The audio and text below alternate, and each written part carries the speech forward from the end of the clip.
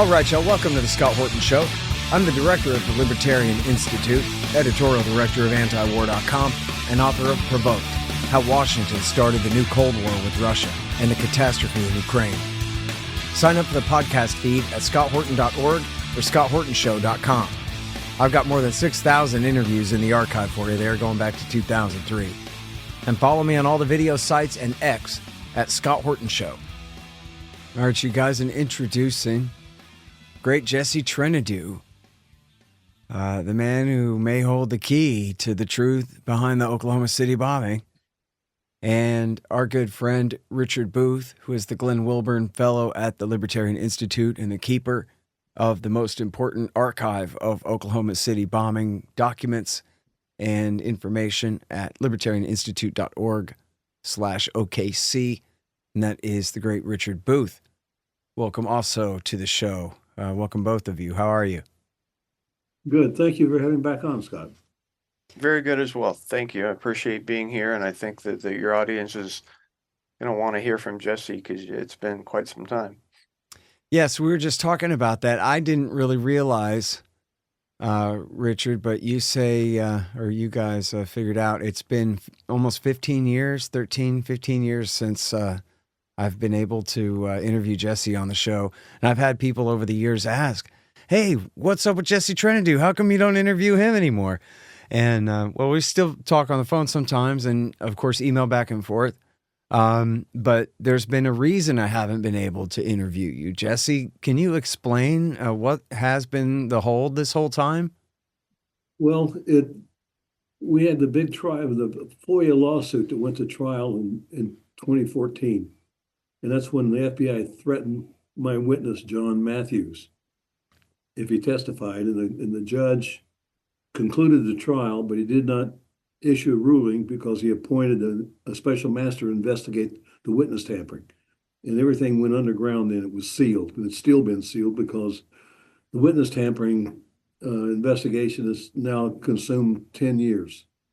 And I wasn't able to speak in that time. And I can't speak about the sealed case. I can talk about anything I knew outside of the sealed case. And one of the reasons, I know your audience is thinking, why now? I'm almost 80 years old.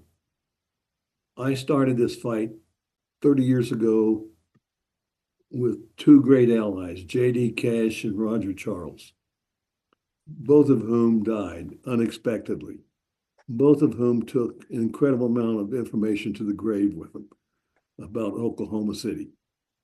And I don't want to be that way. I can't talk about the SEAL case. With Richard's help, I've been able to put together a website that will have all the documents, all the evidence on my brother's murder, the Oklahoma City bombing. So anyone who's interested in those stories, doesn't have to do 30 years worth of work. They can go to that website and pull up all the documents, pull up all the videos, see the names of almost everyone involved. So I just didn't want to go out the way Roger and JD and Roger wouldn't have wanted that either. If they had known that the end was near for them, they would have done the same thing. Yeah. Well, and now you guys do have all of Roger Charles' notes, right? Richard, We've got a portion of them. Yeah. Okay. A portion of them related to Roger kept incredible. He must have.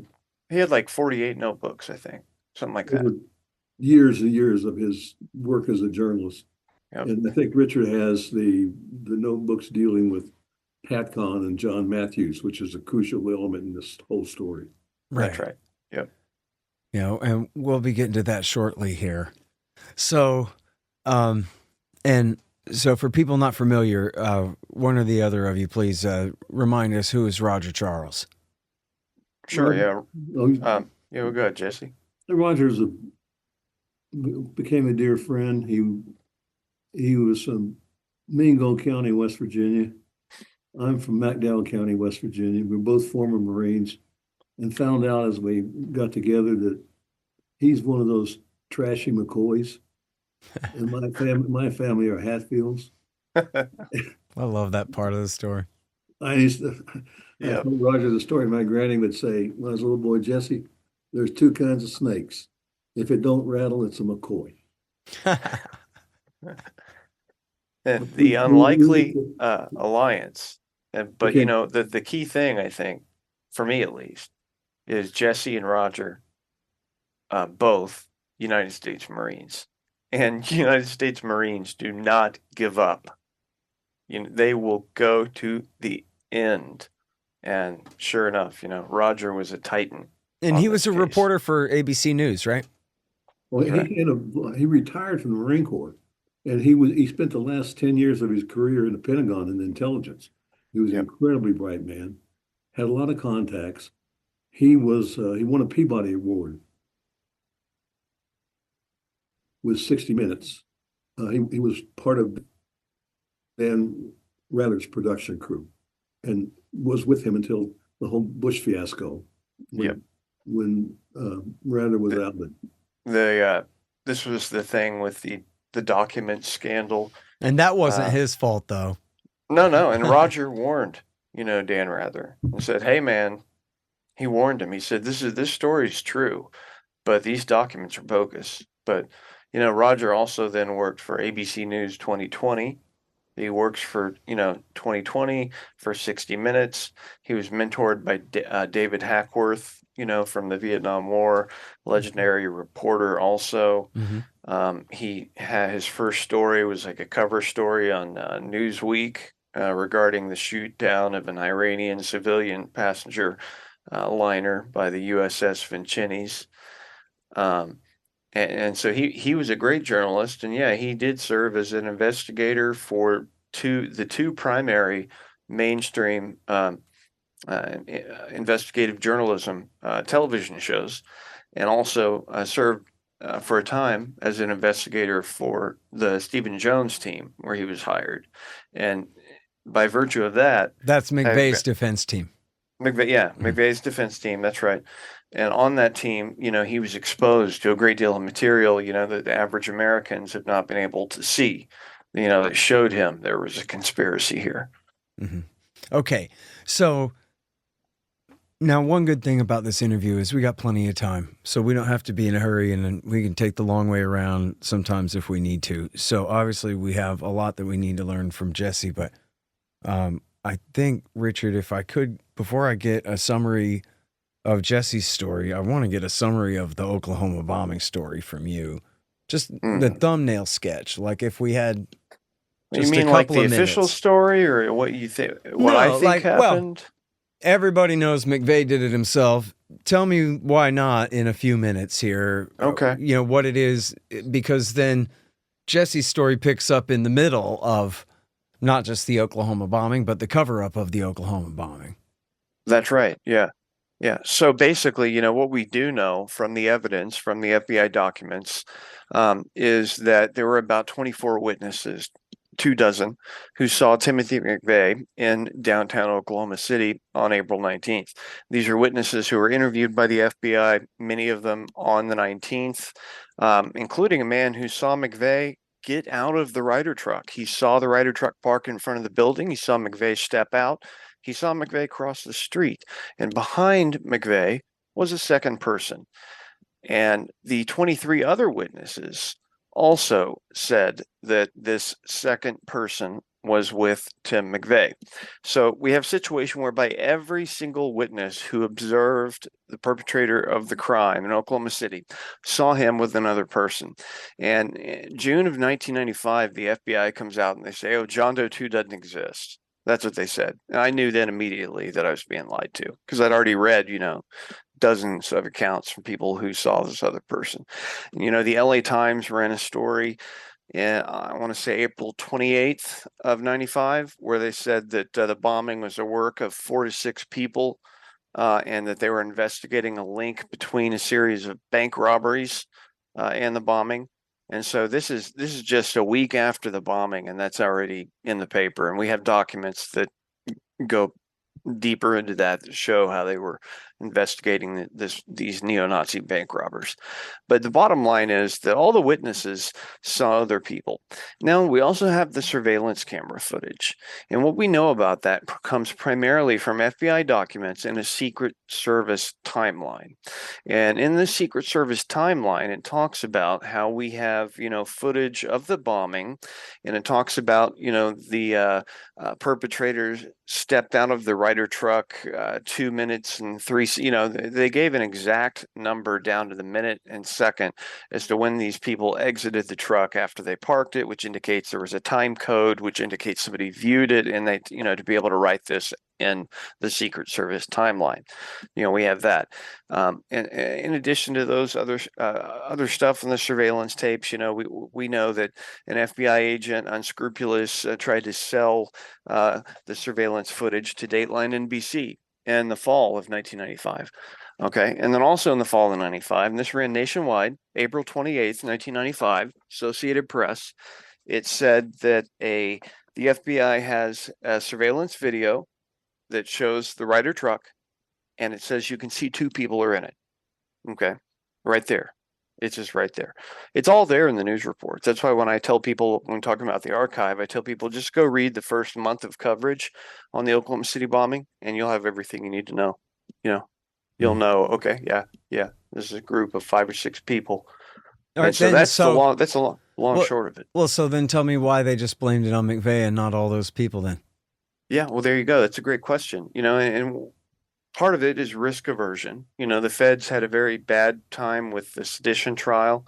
They tried a bunch of people in 1988, and the feds lost. And so they've got risk aversion. They have a guy in custody. They want to ensure they can't jeopardize finding him guilty by introducing others who they have not identified or captured. Secondly to that, if one of these people or more were FBI informants, which I believe to be the case, and which Grand Juror Hoppy Heidelberg on the Oklahoma City bombing grand jury believed. He believed John Doe 2 was probably a federal informant. That can't get out, And when I think about it, and I think, okay, the FBI says John Doe 2 doesn't exist. They're not going to do that for some kind of neo-Nazi, in my opinion. Okay, but they are going to do that kind of thing for one of their own. Which I mean, to me, that confirms he probably was a Fed. Yeah. And so part of it's risk aversion. Both. Maybe a Fed. Yeah, and a it's a little bit of both. Yeah, it could be a Fed, provocateur, and a neo-Nazi Fed. There's no shortage of those. And so I can only speculate, but that's what I believe. Yeah. Okay. Now, Jesse, I had you on the show a bunch of times, but as we discussed, it's been a very long time. So there are going to be a lot of people listening to this who've never heard of you or your side of this story at all before. So, I guess we'll have to sort of start from the beginning. You're a lawyer out in Utah, and what do you have to do with anything like this? And it starts with, as you mentioned, the story of your brother. So tell us, who is your brother? Well, the FBI said in June, John Doe 2 does not exist after they arrested my brother. He was a perfect match for the description of John Doe 2. 5'8", powerful upper body build, dark complected, believed to be driving a mid-1980s Chevrolet pickup truck, believed to be in Canada or Mexico, dragon tattoo left forearm. He was a perfect match for that description. He was picked up in San Diego, crossing the border from visiting his Hispanic wife's family in Baja California, sent to Oklahoma City, is dead 2 days later of what they claim was a suicide. But his throat had been cut, he'd been beaten head to toe, his skull was smashed in 3 places. He'd obviously been tortured, and he was eventually strangled with a pair of plastic handcuffs. And you're saying it was clearly just a case of mistaken identity in the worst case of wrong place, wrong time that you could have ever come up with, and the dragon tattoo on the left arm and everything. That's it. They tortured him for information he didn't have. And that's right. Before I go much further in the story, I want to say something to your audience that may shock them, but I think when I get through telling this story, they won't be shocked. 30 years I've learned that the only difference between the FBI and the Russian KGB is the KGB has never claimed to be a legitimate law enforcement agency. They do everything that we know the KGB does. Murder people, blow up federal buildings, burn up women and children in Waco. Yep. Make things disappear, evidence disappear, fabricate evidence. They did it all. And so I started out with good faith towards the FBI. It was clearly my brother had been murdered. And I couldn't understand why every time I would go with information about my brother, I was investigating it too. Witnesses I'd revealed to him would be threatened. They'd get a visit from the FBI afterwards and be threatened if they talked about it. All these documents that I found that should exist, logbooks, videotapes, disappeared. Mm-hmm. Now, wait, hold on a second. Well, I mean, far be it from me to interrupt a soliloquy about just how criminal the FBI is, but we're getting a little far into the story now. I wanted to get you to tell us how you got involved in this story. It makes sense what you say about that they were looking for somebody that had the same description as your brother in the case of the Oklahoma bombing. Then how did you come to piece this together from where you were out in Utah there? It took years, but you have to understand the story is he came out of the Army during the Vietnam War era, a heroin addict, because the government, the CIA at that time, was selling heroin, moving it into the United States to fund their war in Laos and Cambodia because Congress wouldn't do it. And like so many soldiers and Marines came out addicts, and he was a bank robber to support his habit. He was caught, he pled guilty, went to prison, and he was using an alias when he was robbing banks, Vance Paul Brockway, a non-existent person. Incredible as it seemed, they never knew his name was Kenneth Michael Trentadue. All of his records were as Vance Paul Brockway. And so when they picked him up at the border, they sent him to Oklahoma as Vance Paul Brockway. Now, he shouldn't have gone to Oklahoma because his crime had been committed in San Diego. The judge who had sentenced him was in San Diego.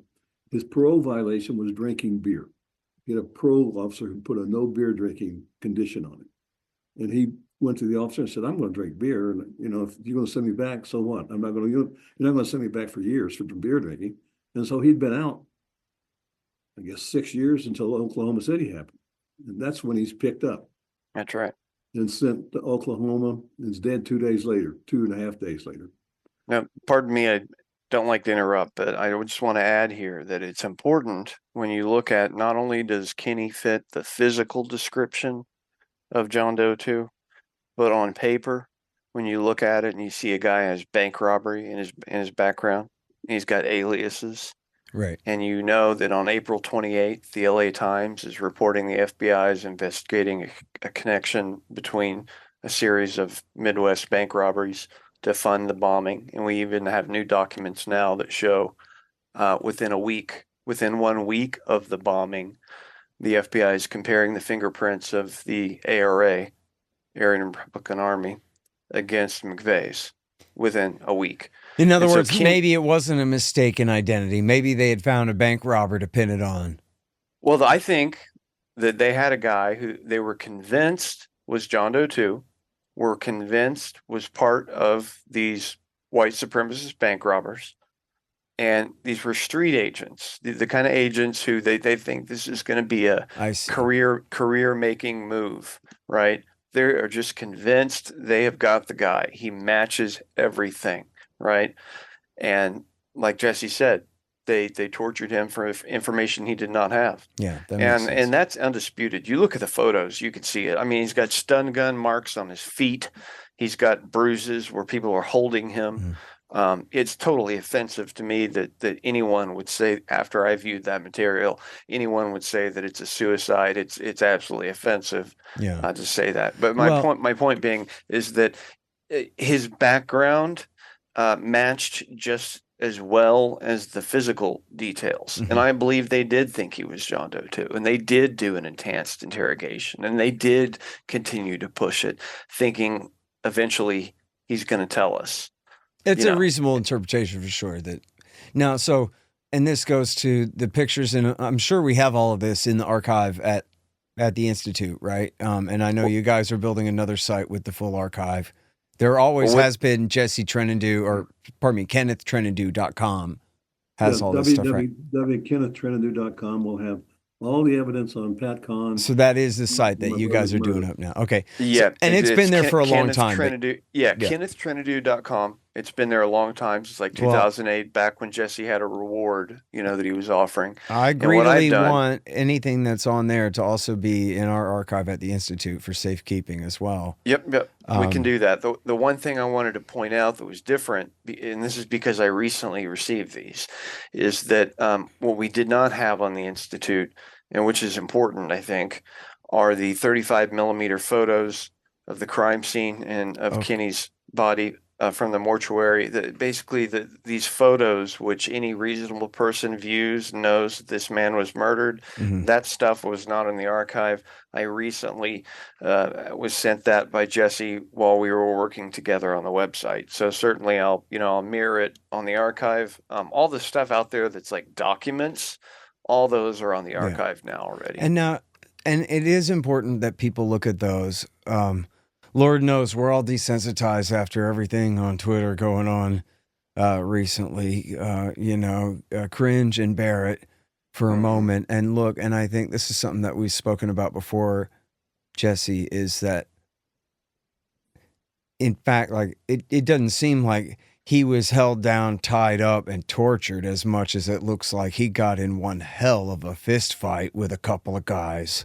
And that's why his body is so covered in bruises like that, is because maybe they started to torture him and then it didn't work out so well for them. And I've seen, and this is some of the pictures of him in good health as well. You can tell this is a big, tough guy, your brother. And so that was what happened, right? Is he got in a really bad fight and ultimately they got him. And he fought back. Sure exactly. I'm convinced he got loose. Restraining, and it was a hell of a fight. Because his body's completely covered in bruises, right? Yeah. So that just didn't seem like the kind of thing that they would have done systematically over hours to a guy who was tied up. These are local feds, not CIA. You know what I mean? The stuff like stun gun marks on the feet, that kind of thing, that does look like that. But you're absolutely right. He does have other wounds, which clearly indicate there was a struggle. And Jesse had said, in another interview, that today we wouldn't know that he was murdered if he were less of a man, because of the type of man he was. He put up such a strong fight. I'm convinced that one or more of the FBI agents who were in that cell probably had a broken nose or something like that. Well, and it turned out too that his brother was a lawyer. So his brother was able to stop them from cremating his body and instead take possession of it, Jesse. So pick up the story from there and then tell me, if I remember it right, you got a letter from Timothy McVey and then another one from J.D. Cash, and that's what really set you on this path. Is that right? It was a number of things. I never, 6 months after my brother's murder, and it was in December, about 6 months. He was murdered on August 21st, 95. December, January, and this is before caller ID. I get a phone call, and the person said, I want you to know your brother was killed by the FBI in an interrogation that went wrong. They believed he was part of a group of bank robbers who were robbing banks to fund the war against the federal government. And I blew that off. I took all calls hoping to get some information, but I dismissed it as some crank. And then in May or June of 96, I read in the LA Times about Richard Lee Guthrie, who'd been a member of the ARA, or Midwest Bank Robbers, who had been found hanging in his cell under federal custody the day before he was going to give a tell-all interview to the LA Times about the bombing in Oklahoma City. He said it would blow the lid off the bombing. And I thought that was interesting and strange. But I kept going back to the government, the FBI, in good faith, with all this evidence, And as you said, they threatened my witnesses. And they finally reached the point where they made 3 attempts I know of to indict me for obstruction of justice, because they would find a witness who said they witnessed my brother's suicide. I'd find that witness and he'd tell me they'd been threatened by the FBI. And I'd tell the medical examiner, you can't believe a word of what they're telling you, because these witnesses are not telling, the FBI is not telling the truth about what the witnesses said. But anyway, my suspicions are growing and growing and growing from 95 until shortly before Tim McVey was executed. He sent me a message and he said, when I saw your brother's photographs and what they had done to him, I want you to know that I think he was killed by the FBI because they thought he was Richard Lee Guthrie. And it was shortly thereafter I get a phone call from J.D. Cash. And he introduced himself and he said, I'd like to talk to you about your brother. And I said, fine, J.D. He says, tell me about your brother. What did he look like? I gave him the description I've just given you. The man, and I didn't know the description of John Doe 2 then, but J.D. said, how tall was he? I said he was about 5'8". J.D. said, how muscled was he? He said, a very powerful man, well muscled. Complexion, I said, dark complexion. He said, where was he when he was arrested? I said, he was coming across the border from Mexico. And he said, what was he driving? I said, a 1985 Chevrolet pickup truck.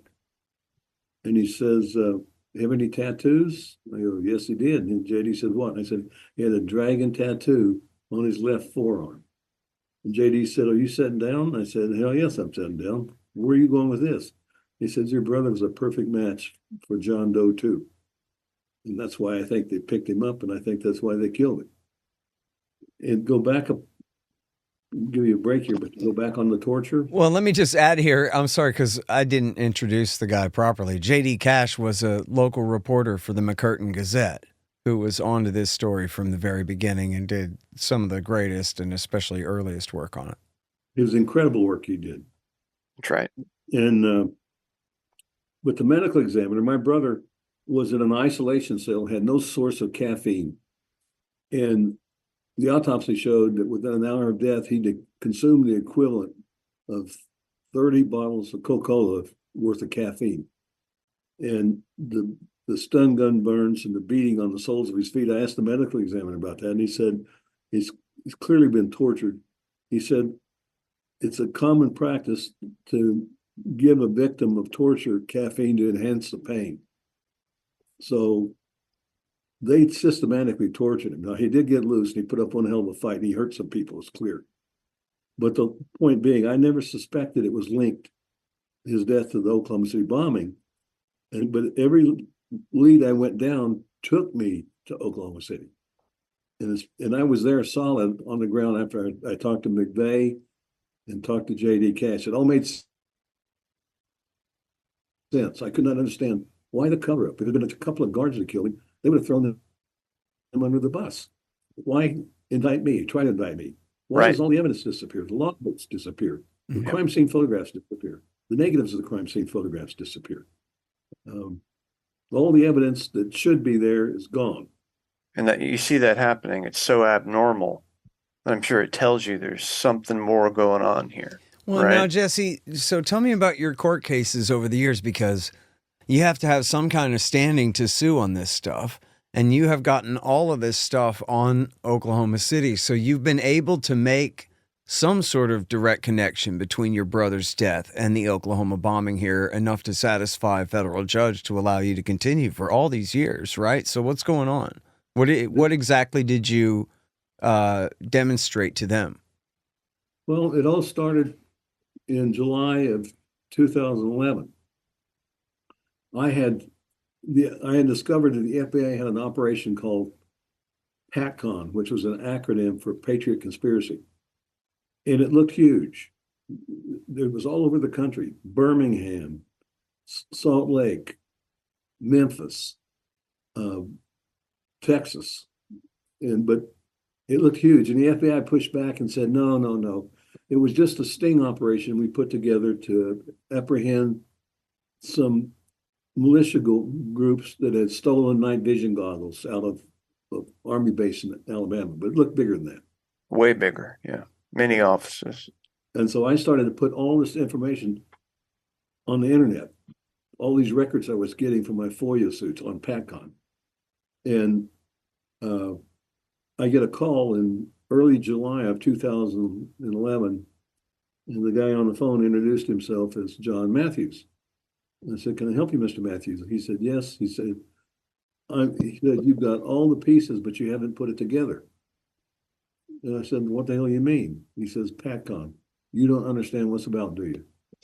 And I said, "Well, why don't you enlighten me?" He says, "I will." So he said, "I'll come over and see you."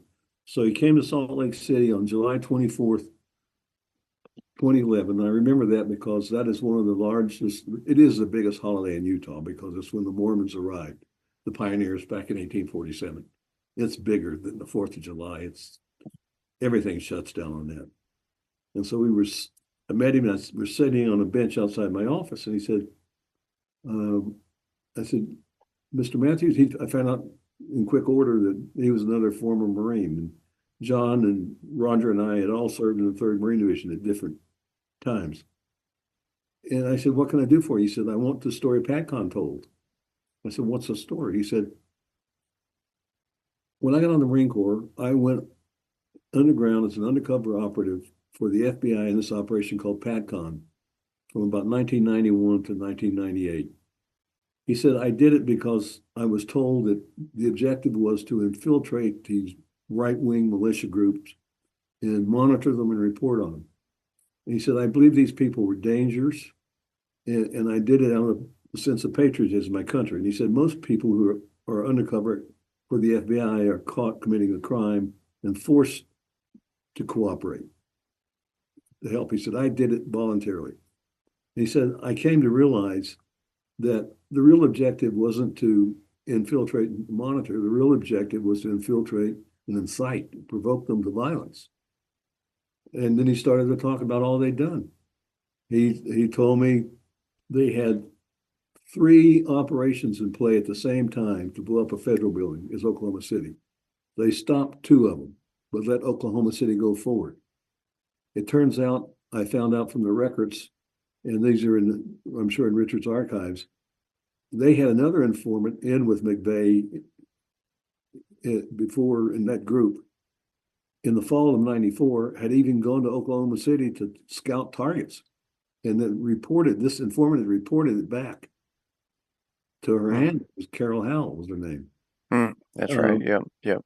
And then Matthews told me that as part of Patcon, he'd infiltrated some 23 groups. He told me about a plan they put in place for this militia group in Alabama to blow up the cooling system in the Browns Ferry nuclear plant in Alabama, which would have been another Fukushima. We have documents on that as well. Is that correct? Yes. Yeah. And you think, what in the hell are you going to, a squirrel-brained idea like that? And then he talked about the Lone Wolf gun store. Do you recall that it was part of the Fast and Furious scandal in about 2014 or so, where they blamed the ATF for it, that they were converting semi-automatic weapons to automatic and selling them out the back door of the Lone Wolf gun store. And they ended up in the hands of drug cartel leaders, and several Border Patrol agents were shot and killed. Matthew says, I set that up. The FBI set that up, and I'd helped them do it in '95. And the objective was to sell these automatic weapons to biker gangs who were trafficking in drugs coming in from China that were hidden in the gas tanks of tractors. And I said, John, why the hell are they doing that? And he said, they wanted an incident. They wanted an incident that involved some kind of gun violence so they could move on people. So they're manufacturing the terrorism and the crimes, and they're supposed to stop. They're actually manufacturing it. Okay, but now, so one or the other of you connect this directly to Kenny or to the bank robbers or the bombing for me somehow. So yeah, it's speculatory, at least in my connecting it. However, there are other parts though that are far less than speculatory, and so I'll talk about those. And that would be, for example, with this guy Matthews. He one of his assignments is to go to San Saba, Texas, to spy on the Texas Reserve Militia, also called Texas Light Infantry. Started, co-founded by Dave Holloway, a bombing figure that some of the listeners may be familiar with. So Matthews is down there at San Saba in Texas. He is observing and spying on this militia group. And he says that, well, at this time as well, we have the documents from Patcon that show there's a German national who's down there, who's part of it, which of course we believe that to be Andy Strassmeyer. Well, Strassmeyer, before he went to Elohim City, he was in San Saba at the TLI militia training ranch. And so Matthews observes Timothy McVey and Andy Strassmeyer together there around 94, I think it was, at the Texas Light Infantry. And what happens here is this basically is something Matthews observes, and then when he sees McVey on the TV after the bombing, he reaches out to his handler, Don Jarrett, says, hey, this guy was down there at San Saba. We knew him as Sergeant Mack, all this and that. And his handler tells him, don't worry about it, John. We got it covered. And so Andy then is ejected from that group because they kind of make him as a snitch or an informant, and he goes to Elohim City. And then, of course, you have McVey showing up there again, and meeting with Andy, observed again by informants. Jesse mentioned Carol Howe. She saw this, but you also have another informant named John Schultz. Schultz said he was in a meeting at Elohim City where Tim McVey was there and Andy Strassmeyer was there, and they were talking about the bombing, basically talking about the delivery of, quote, the package. And so what we are seeing here are figures connected to the bombing who are also prominent in the Patcon operation. Okay, and so when you look at Strassmeyer specifically, he's a guy who obviously, and we've talked about this before, he's a guy who obviously is not a real Nazi. It's obviously a put on. He's clearly a federal law enforcement type agent, and we believe that if he is involved in the Oklahoma City bombing plot and he's inciting these people to violence, that's probably what occurred. And that's when I say speculatory, it's kind of what I'm getting at. You can't make that determination. I don't know that to be a fact, but you look at the outlines of something and you can tell kind of what it is you're looking at, right? But now, Jesse, by the time Matthews came to you, you'd been suing and winning for years in court out there in Utah over all different kinds of records regarding the bombing and your brother. So you were able to show the judge, I guess originally you were suing over your brother, yes, and then you were able to show some connection to the judge to continue to proceed where you were suing over the videotapes and you were suing over, as far as I can tell, as far as I remember, essentially you were fishing for any FBI documents on the Oklahoma bombing that haven't been shown, not just as directly pertaining to your brother, but basically anything. And the judge was going along with that. Do I have that right? Because then this Patcon stuff came up, as you said, in 2011. That's years into the thing. Yes, and that's exactly right. The lawsuit on my brother's death was in Oklahoma. And then as this connection with the government started to click in my mind is when I started these FOIA suits, and a number of them.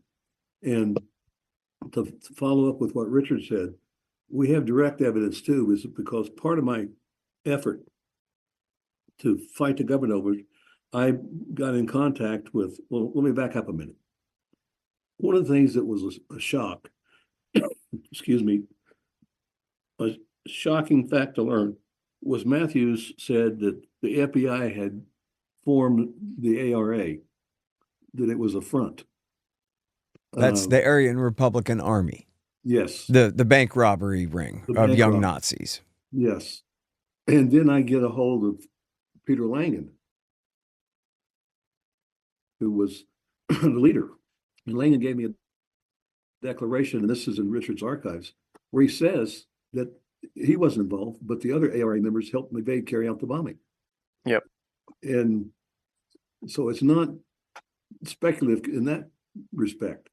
And then you have all of these people, well, Roger, for one of them, Charles, they had linked McVey to at least one or two robberies that the ARA had conducted.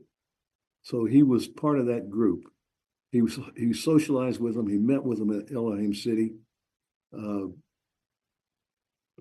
He told his sister, in fact, that he had money that came from a bank robbery, gave her some of it, asked her to wash the bills, And there's a book all about this by a guy named Ham who tracked McVey and the bank robbers around the Middle East, right?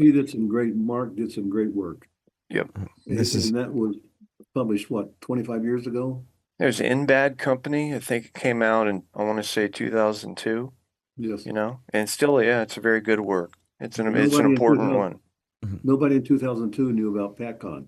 No. Right. No one in 2002 knew the ARA had been formed by the FBI. But Matthews laid it all out. He talked about a plot to sell Stinger missiles to militia groups. He said, and this was disturbing, he said that the FBI needed an excuse to move on the folks at Waco. They had the compound surrounded, and it was peaceful, but they needed an excuse to be able to go forcibly in there. And so they had one of their undercover Patcon operatives get a hold of these militia groups to form a plan to resupply Koresh and the Waco besieged people. And Matthew says that was the excuse the Department of Justice and the FBI used to actually move on them with weapons. You know what's interesting about that, Jesse, is I did a thing 2 years ago, kind of revisiting Waco. And one of the things that happened in there was I interviewed my friend Jim Bovard, the great Jim Bovard, who's at the Institute as well. Great libertarian journalist, and was really great on Waco in real time. And I hadn't remembered this from any other source. And apparently Jim had not ever heard this before until he heard Janet Reno bring this up in a speech a couple of years after the fact, maybe in 1999. And she said, yeah, there were reports that there was a militia that was threatening to come. And they were coming to resupply them. So even if, and in fact, it was a little vaguer than that. I don't want to put the wrong words in Jim's mouth, but it was like they could no longer guarantee their outward perimeter due to militia threats or, some kind of thing. So that sounds like she was talking about the same thing. And even though they hadn't used that as a public excuse at the time, it would make sense. Especially it would make sense if the FBI told her that at the same time that they were telling her whatever they needed to tell her as an excuse to go in there that day and to get her to go along with it. That's what happened. And man, isn't that something? And I said Matthews was going to be my last witness in the FOIA trial. It's the only FOIA case I think that's ever gone to trial. Because the government always wins, basically. They file an affidavit saying there are no documents or these are all the documents. But I had Roger and I tried that case. And my last witness was Matthews. He was going to tell all about Patcon. And when he doesn't show up, and I get a hold of him, and he said, I was told that I should get a terminal case of the I don't remembers. Or if I do go, I should. If I do end up in court testifying, I shouldn't remember, and I should basically leave town so I can't be subpoenaed to testify. And that's why the judge ordered the witness tampering investigation. And then the witness tampering investigation that's been going on for a decade since 2015. Yep, it's fought tooth and nail by the FBI. It's all under seal. All right. It's unprecedented. Well, let me be a jerk for a second. Richard, why should I believe anything that this guy Matthews says? Because there's been a lot of cranks with a lot of cranky things to say about the Oklahoma City bombing that I completely disregard for all kinds of different reasons. Sure, I get that. Why isn't totally. he just another guy out there grifting on this thing? Tell me. Right. No, I get that totally. One reason is, Jesse obtained these many documents on Patcon, and the reason John Matthews was so upset is because within those documents, his name was not redacted. So his cover was essentially blown. His name is there in the documents. Secondly to that, he was investigated by Roger Charles. And Roger had excellent PI connections. He had excellent connections with people in intelligence. And he checked this guy out and said, yeah, he's the real deal. And Matthews also has a plaque given to him by the FBI thanking him for his service. And it has the exact dates, when it started, when it ended. But to me, the biggest thing is, okay, his name is there in the documents. We have emails between him and Don Jarrett, and Don Jarrett we know and can confirm was an FBI agent in Phoenix and some other places before or after. And so we have these emails between him and the FBI, a legitimate FBI agent. We have the Patcon documents that show his name. We have Roger Charles, premier investigator, determining that the information he's presenting is accurate. And you're right to ask that question, because some of us as researchers have had people dispatched to us that were bogus, or like you mentioned, there might be cranks, all that kind of thing. Sure. And so the due diligence really had to be done here. Well, and look, Roger, the court clearly has not laughed these assertions right out of the room. They said Damn that right, this guy was a legitimate witness, and they wanted to investigate whether someone had been tampering with him, someone from the government threatening him that he better not come forward and testify on behalf of the plaintiff. So can you tell me, Jesse, what exactly is a special master, and do they have an excuse for what's taking so long with them to get to the bottom of this? A special master is someone the judge appoints to do an investigation for him. In this case, he appointed a United States magistrate to do the investigation. It's taking so long because the FBI has fought tooth and nail the last 10 years on it's been a hard fought lawsuit. And where's Matthews now? I don't know. I'm not in a position I can contact him. I don't know if he's alive or not. But to follow up on what Richard said, with two things that tell me that, well, three things really, four things that Matthews is legitimate. It's confirmed in a lot of the Patcon documents I got with his name. He said that he had seen McVey and Strassmeyer at San Salva being trained in converting a marine flare pistol, like you would use on a boat, to fire 37 millimeter grenade rounds. And there's a Patcon document that says that was being done at San Salva. that's right. McVey talked about the Lone Wolf gun store, and we all know that took place. That they ran thousands of guns, perhaps, out of that place, and not just confined to the United States. I mean, how many people were murdered by guns that came out of that store in the United States? But it's my understanding, it's been reported, and it's part of the archives that Richard's put together. Some of those weapons were used in the Paris massacre, where ISIS killed 130 people in the theater in Paris, about 2000. That's right. Yeah, there was a concert. I know one guy, the Eagles of Death Metal, I think, was one of the bands, and yeah, it was Muslim I didn't know terrorists. that connection. Yeah, but what really cinched it for me is, I said to Matthews when he was talking to me, I said, "What do you want, John?" He says, "I want this story told before I die." And I said, "Oh, no way. I'm not a good person to do the story for you, but I tell you, I know somebody who can. I know John Solomon, who had retired as the bureau chief for the Associated Press and was then an editor at Newsweek." I said, "Let's get a hold of John." And so I connected Matthews and John, and Solomon verified it all. He verified Lone Wolf. He verified Brown's Ferry nuclear plant. He verified ARA. Everything that Matthews said, he verified it. And so I get a call.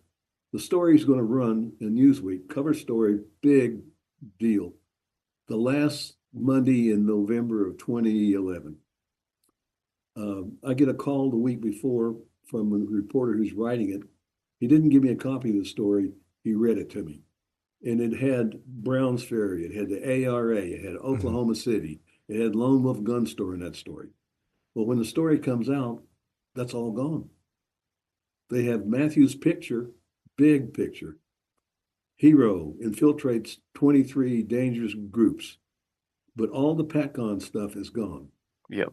Matthews is furious. He calls me and he said, all they've done is drawn a big bullseye on me. He said, I knew that when the story came out, I'd be at risk because these people are still out there. And there's some very bad people. He said, I was willing to take that risk, however, to have the story told. He said, they didn't tell my story. All they did is basically kill me. And I said to John, what happened? He said, Newsweek's management got a visit from the Department of Justice the weekend before the story was to be published, and they killed it. And to me, that's pretty incriminating when they make that effort. Well, and listen, that might sound like quite a story, except that we have the full version of the article that they didn't cut, you know, the pre-cut version of the article in the archives at the Institute right now. Yes. So people can see that. And this is the same John Solomon who was so great on Russiagate and so many other things. And that's right. Yeah. And this is how I got involved with John in the trial. But now, so help me understand this, because I think what you said about San Saba was that Matthews was the Patcon agent infiltrating the thing. Not that Strassmeyer was, but that maybe he was, the Patcon guy was observing another government informant who was on some other task. And that... Is that correct? That is correct. And that was of great concern to Matthews. When Matthews told his handler that he had seen McVey and Strassmeyer at San Saba, and his handler said, yeah, we know about it, John. Matthews says, I knew they had somebody else there watching me. Matthews thought he was the only one there. Mm-hmm. And he said, no. That was an old joke that if there's a Klan meeting, 2 of the 3 are FBI informants, or right? I think it's true. And people forget that the COINTELPRO, which was short for counterintelligence operation, they didn't just infiltrate the anti-war movement and the civil rights movement, but also the Ku Klux Klan and the radical right back in those days in the 1960s and early 70s. And so this would be, you know, in keeping with that tradition, would be, you know, but then that's the joke, is everybody would expect the FBI to infiltrate dangerous groups to prevent crime. But not to facilitate crimes. That's right. There's a big difference, and they were facilitating crimes. And it seems there were multiple types of informants there. Like you're talking about, like, you know, Matthews is there and he's observing, but Andy Strassmeyer, it seems, is there and he's more of a provocateur, right? This is something you and I talked about recently, Richard, about Strassmeyer. So he's an Army intelligence officer from Germany, I guess at that point, you know, officially retired, not in the military anymore. He's the son of a prominent German politician. He has infiltrated the radical right in the United States. And years ago, it's been a very long time, so I have good excuses. It's been a long time since I read the book. But there's a very good book with a goofy title. It's called The Secret Life of Bill Clinton. But it's really not about that at all. You would think it's about his love life or whatever. It's absolutely not about that at all. It's about the introduction is Waco, and then it's Vince Foster, and then the Oklahoma bombing, and I forget the third thing. But none of them are even about Bill Clinton really at all. It's about, you know, things his government did. But in his section on the Oklahoma bombing, he really develops this story very well, and including gets his hands on a lot of government documents. And he has a thing in there where, well, I believe, Richard, you refresh my memory, but he talks about, he thinks Strassmeyer is being passed around between the CIA, the DEA, and the FBI. And there was some ambiguity there. And he notes a designation in his file, AO. But that's you would right. tell, and I guess Pritchard says, geez, I don't know what that means, but you're telling me you do know what that means now, right? That's right. Yeah, we figured that out. And you're right. That's a great book. Ambrose Evans Pritchard was a fantastic reporter for the London Telegraph. You know, he still writes for the Telegraph. Yeah, absolutely. He's great. So, and I agree with your assessment of that book. It's fantastic. And so he does get in touch with Andy Strassmeyer, and it's when Andy's very young. This is, I think, the first or second journalist he's talked to. He hasn't quite developed this routine of deny everything, and he really kind of almost spilled his guts in a way to Ambrose Pritchard. And as far as the passport designation, the AO, what that means is that one of them means diplomatic immunity. Okay, I believe that's the A, and then the other one, O, is a person possesses extraordinary or unique talents, and this goes back to when we had the Manhattan Project. We had people who had to come over here and we couldn't say why, who were experts in their field, and they were designated this to show this person has an extraordinary ability. And with Andy, it's obvious that is counterintelligence, right? And so I think that shows right there, and they removed that AO after it was discovered, which in and of itself, kind of confirms what we're thinking. I never have the time. I really wish I could stop and go back and reread all these old books about Oklahoma and stuff, because there's so much in there. And I think, doesn't Pritchard do the best, Richard, of really developing the individual stories of the various Nazis and showing how, like, to a man, he kind of goes down the list and explains how they were all essentially FBI informants or flip states witnesses. In other words, he does a good job of that. Yeah, but so I think that they were all Strassmeyers acting as double agents. Right. Maybe more like they were all triple agents, right? Pretending to be government informants, but doing what thou wilt anyway and blowing up a building. Well, right. You have Robert Millar, and suspected that that's what he was doing. He's supposedly this informant, but he's telling the feds what they want to hear, thinks he's playing them, what have you. To answer your question, Pritchard does a pretty darn good job in that book of characterizing Dennis Mahon. And also some of these other ancillary figures. But really, I think a person is best to read that in conjunction with In Bad Company, by Mark Ham. And that right there will get you a great rundown on these various, like you said, flip states witnesses. Mm-hmm. So to sum up on the Patcon thing, or I don't want to sum up if there's a lot more to develop. I want to hear it all. But so far, what we've learned is it isn't that Patcon is the key to the Oklahoma bombing, other than that this guy who was part of Patcon had a view into at least the relationship between McVey and Strassmeyer, is essentially what we've got so far. Is that right? Yes, but he was also monitoring the ARA on the run up to the bombing. Yep. Okay. And other suspects, and later became suspects in the bombing. He was watching them, monitoring and reporting on the run up to the bombing. Stephen Colburn too. We've talked about Colburn here on the show. Matthews was surveilling him in Arizona, so he's got Colburn under surveillance. He's alleged to be potentially the guy who at least taught McVey how to make the bomb or helped him make the bomb. This is who JD believed made the bomb. Either taught him, gave him the recipe, or actually overhauled it at Emmerich Storage, the storage facility that McVey had the address for in his pocket when he was arrested. Because the bomb that was built, that was described in McVey's book and described by Terry Nichols, would not have detonated, would not have worked. And what the researchers think is that when all that material was driven to that warehouse where they had this second truck where they hauled in more material, and they open the trucks up and they have a real expert who does know how to make bombs fix it and build it. And JD thought it was Colburn. Absolutely. But I'd like a couple of things about Matthews before we move off the subject. He agreed to testify in the trial because when the trial was set, I said to him, I said, John, I'll give you a chance to tell the Patcon story from the witness chair in the courtroom, federal courtroom. You have absolute immunity there. Do you want to do it? And he jumped at the chance. He said, hell yes. He said, I want this story out.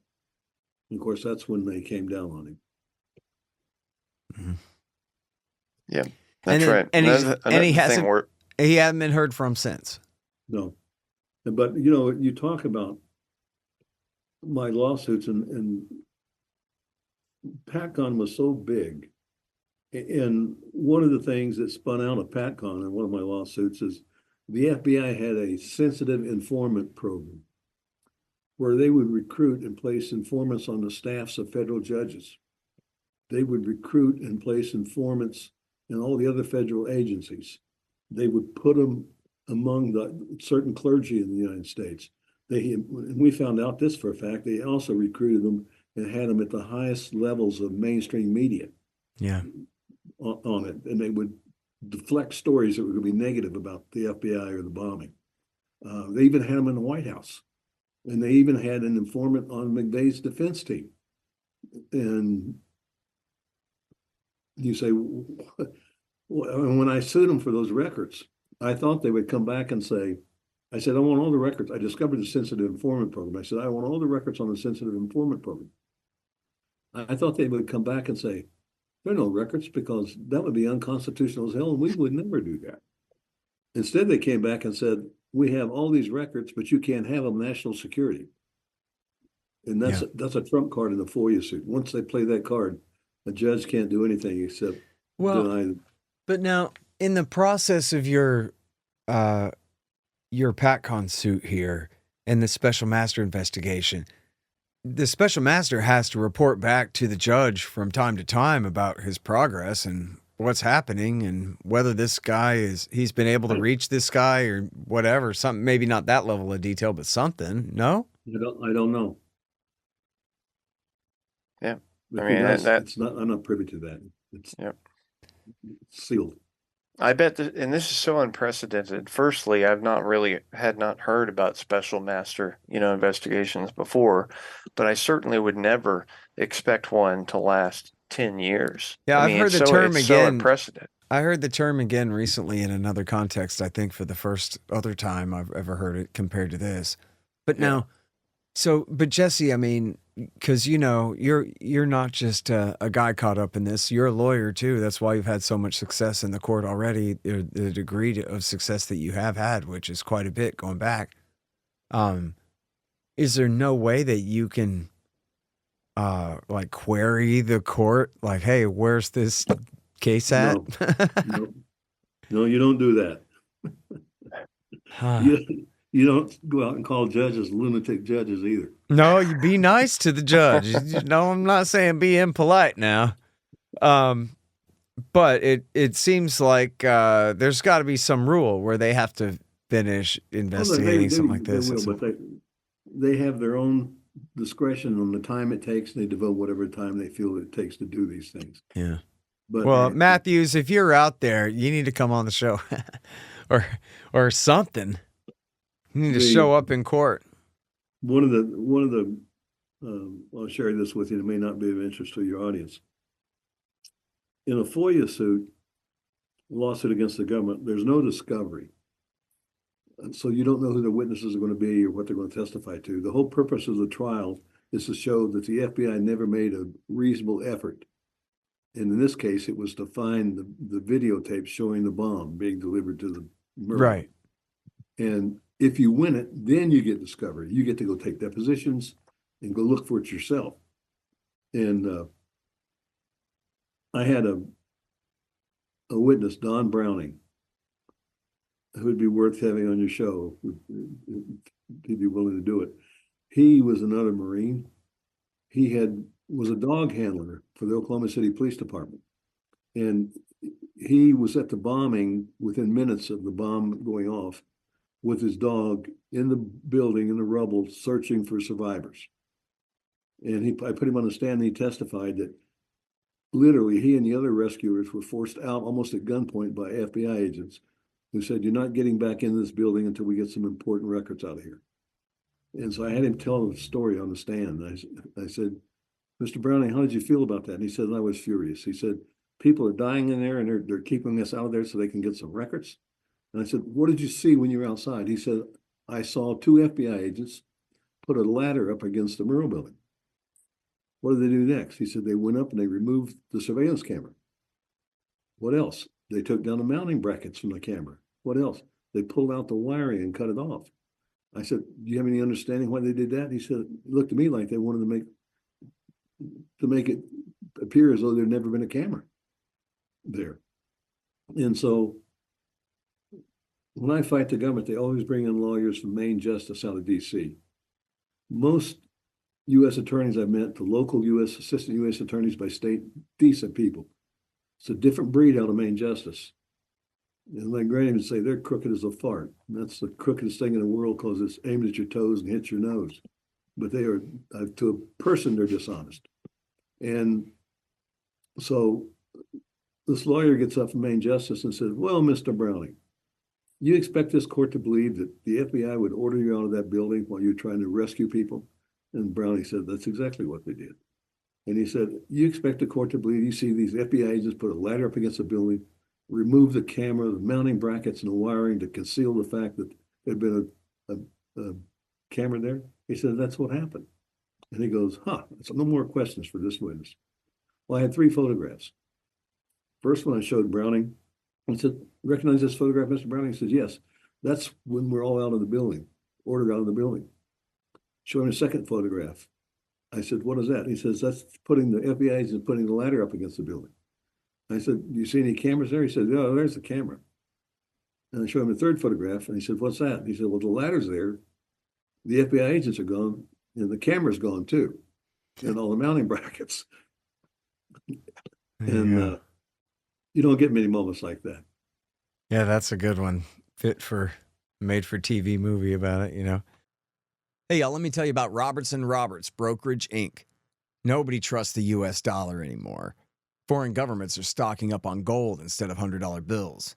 1, they know they need to, and 2, that means you need to too. Interest rates are up, but for some reason, not much for savings accounts. Park your money there and watch Uncle Joe Biden just counterfeit its value away. You can see how the Fed is afraid to raise rates to beat inflation for fear of popping the current bubbles, at least before the election. So more inflation it will continue to be. Gold is your shield against monetary and price inflation, just like it always has been. Now, Tim Fry and the guys over at Robertson Roberts are recommending gold over silver since the world's almost 200 governments are putting their own pressure on the price, which should help everyone else who makes similar calls on their own. Of course, Robertson Roberts can help you with platinum, palladium, and silver, as well as gold. Don't let the Fed and the war party inflate all your savings away. Look up Robertson Roberts at rrbi.co. That's rrbi.co. Hey, you guys, the audiobook of Provoked is out. Okay, well, I've started posting the chapters at my Substack, scotthortonshow.com, and my Patreon, patreon.com/scotthortonshow. You, of course, already bought and read the book and gave extras to your friends and reviewed it positively on Amazon.com. But now you want to listen to me read the dang thing out loud, right? Subscribe today. scotthortonshow.com. Hey, y'all, libertasbella.com is where you get Scott Horton Show and Libertarian Institute shirts, sweatshirts, mugs, and stickers and things, including the great Top Lobsters designs as well. See, that way it says on your shirt why you're so smart. Libertas Bella, from the same great folks who bring you ammo.com for all your ammunition needs, too. That's libertasbella.com. Hey, y'all got kids or nephews or anything? You know about the Tuttle Twins books, right? Libertarian lessons about life, liberty, truth, and the state. It's really great stuff. And hey, did you guys know I'm a Tuttle Twin? Or, well, I'm a character in their world now. Skater Scott, local vert dog and anti-government know-it-all. They introduced me in a short book last year, and I hear they're going to develop my character's story a bit more in the future. Cool, right? Anyway, they're now celebrating 10 years and having sold millions of these books. And now they're giving away a free magazine at TuttleTwins.com/10years. There's no shipping charge, and they're not going to ask for your credit card. It's just a free magazine. The gimmick is that inside the magazine, they've got a really great deal to get all the books. The best deal they've ever offered, which you will certainly want to take them up on. So go to TuttleTwins.com/10years for your free magazine. And someday, hopefully soon, you and your kids will be reading all about the libertarian antics of cartoon me, along with all my new pals. That's TuttleTwins.com/10years. Well, and listen, I mean, we can absolutely confirm with multiple live witness statements from that day that we have on audio from the local news about the rescue efforts being called off over and over again. And the aforementioned J.D. Cash had told me, I don't know if it's in interviews or off the air or what, but I certainly got this firm opinion from him that he thought that the story about detonations inside the building were a red herring, and that the story about undetonated bombs being removed that were apparently meant to go off, but then had failed somehow and were removed, that was also a red herring, that they actually invented the bomb threat in order to get the rescuers out of there, in order to remove, I guess in this case, they told this guy it was to get some records out of there. In other cases, what they told everybody else was that they had found undetonated bombs and everybody get out. And then that way they could get contraband out of the ATF offices, including a tow missile that they were using. And you mentioned Stingers earlier, that they were using in some kind of entrapment scheme.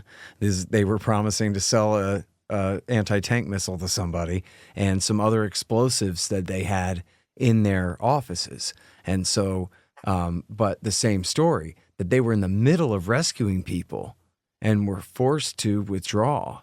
And then I know in one case, one of the firefighters said when he got back, the lady that he had been in the middle of saving was dead. And she had been screaming, "Don't you leave me here. Please don't leave me." He was right in the middle of rescuing her, pulling her out from under some rubble. Her legs were pinned or whatever it was. And she had bled out and died by the time he got back.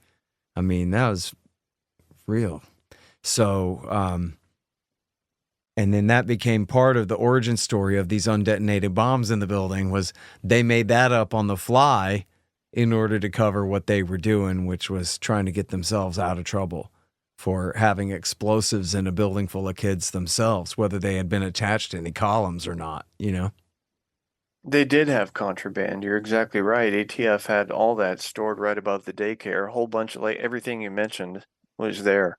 But I take the opinion that this is not a black and white issue, right? It's not the two are not mutually exclusive. You could have a situation whereby you have all this contraband in the ATF evidence locker, and you also perhaps do have documents that are being recovered, or you do have undetonated explosive charges recovered.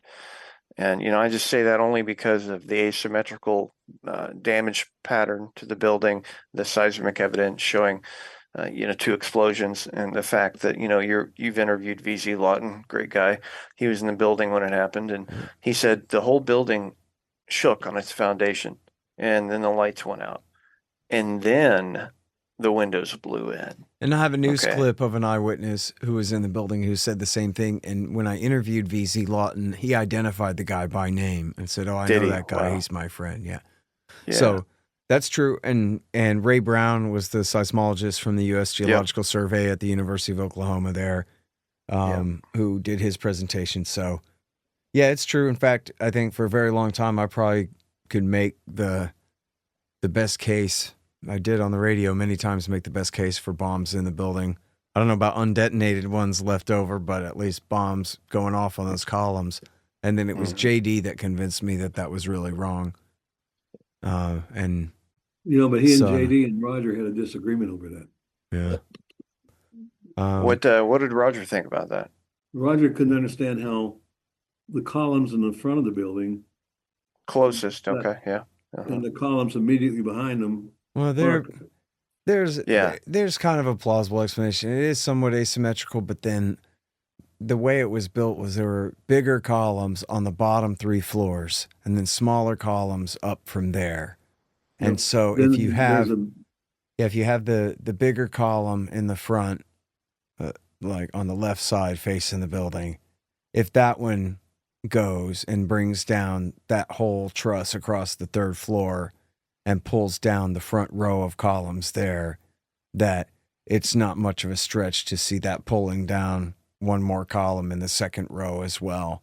So it doesn't have to be the blast wave that that skipped one column and pulled another. It could be just the effect of the collapse of the front columns, in a sense. This was... But part of JD's problem was that General Benton Parton, who everybody cited on this, would move the crater around to wherever he want, but the math didn't change. It was when JD corrected him, "Hey, that was not where the crater was, though, Ben." He said, "Yeah, well, whatever. We'll just move it over here then." But you know what no one else did? I used to represent ICI explosives, which made the ammonium nitrate that was used by the bomber supposedly to create the bomb that blew up the Merrill building. And I got to know the guys who made ANFO, and they were good old West Virginia boys like me. And I got to talking to him about it. I said, "Tell me about ANFO." He said, "Well, it's a very inexpensive explosive. It's a low velocity explosive. Mm-hmm. It's used in quarrying," he said, "because it doesn't shatter the rock. It won't cut steel. Uh, it will lift up the material you're going to mine and crack it, and you can dig it out." He said, "Also, while it's easy to make, it has to be used within a couple of hours of when it's manufactured. And the manufacturing process is somewhat complicated." But he said what they used were cement mixers, like these big cement trucks. They would put in the fertilizer, put in a carbon like oil or fuel, and then drive it to the quarry site as it's mixing, and then pump it down a hole and blow it up. And I said to him point blank, "Would ANFO bring that building down?" I said, "Hell no.